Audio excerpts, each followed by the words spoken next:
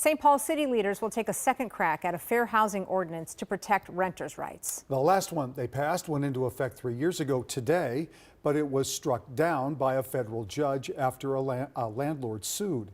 As John Croman reports, the council will try again.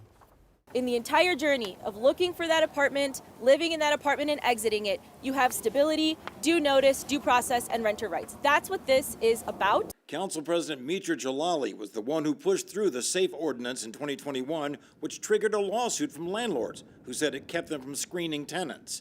But the new council and fair housing advocates say there needs to be a way to protect renters in a city where 46% of the households are renting. What we're talking about is the everyday experience of the renter as well. When you have a concern, what are your abilities to make sure you communicate that not only to your property managers or your owners, but also to the council so we know what people are facing.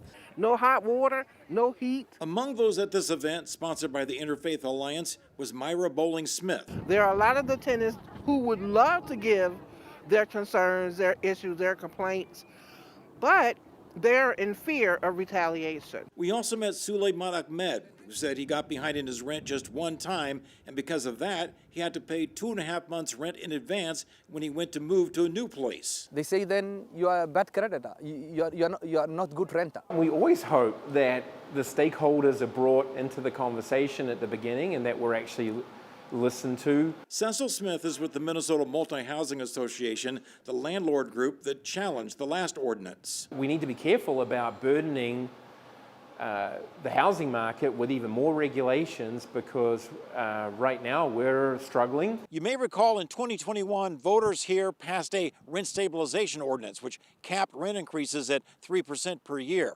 The city council later dialed that back, exempting new construction for 20 years because developers said they weren't going to build anything here anymore. In St. Paul, John Croman, KARE 11 News. The leaders say they're going to start with a comprehensive study of the issues renters face and then start drafting a new renter protection ordinance.